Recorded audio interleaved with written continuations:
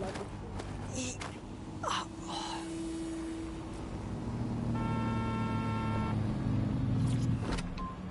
focus back on the media to look at my former employer, the GBB.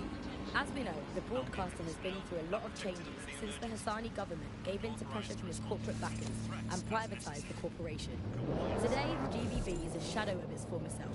It's become a tool used by the government to circulate fake news and misinformation. So how did we get here? Where did it all go wrong? How can we tell on our national media from state propaganda? Our experts speak on conditions of anonymity for their own safety. Here's disinformation and media expert built up by journalists and torn down by demagogues all over the world.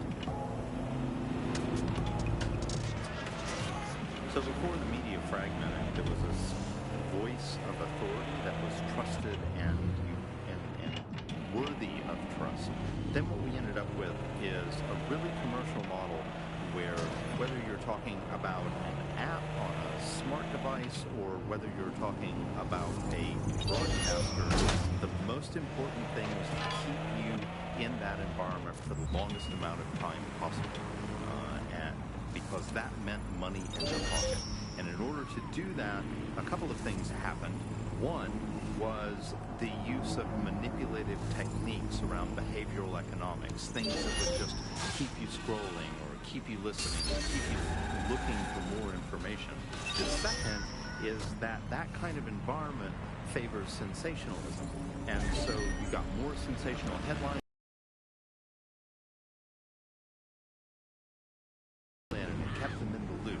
So we ended up in a situation where nobody trusted anything and nobody believed anything at all. And that is the perfect environment for an authoritarian voice to come in and say, no, wait, we are the truth. Auto drive now This enabled. environment really got created when we had suddenly authoritarian politicians. Auto drive now disabled. Anything that threatened them or they disagreed with, they would call it disinformation. That's disinformation. That's fake news.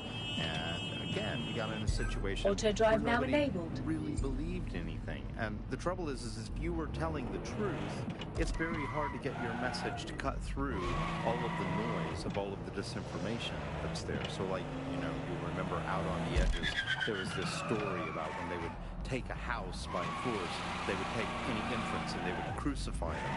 And that's a great, fantastic, viral story. How do you counter that story? With the truth. The only way you can counter it is by saying, no, they didn't. And of course, no one wants to spread that story. No one wants to hear that story. They want to hear the sensationalism. They want to hear how people were victims of violence when in fact they weren't. Or they were victims of insurgent forces when in fact they weren't. The news isn't neutral, it's a battleground.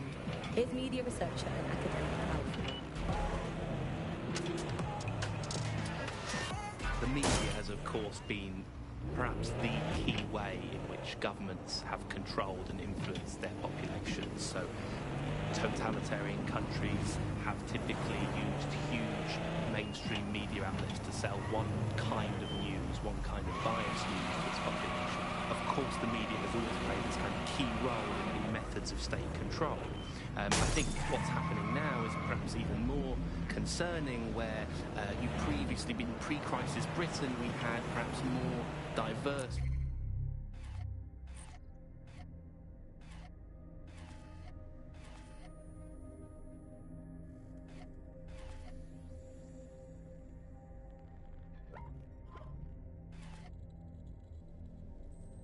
voices in the media, but now with the GBB, you're really only seeing one brand of news and therefore only getting one truth. So people end up with a very biased and controlled idea of the reality and the world that we're actually living in. There was, of course, many concerns and many problems, but in a way there were some positive things that, like, not all information was coming from one place, and so you'd have kind of far-right media outlets developing and then left-wing media outlets developing to combat those and kind of challenge the mainstream newspapers, TV stations, radios, and make sure people were questioning the validity and truth of the information they were receiving. So whilst there was the digital afforded more fake information, it also makes us suspicious and sceptical of information and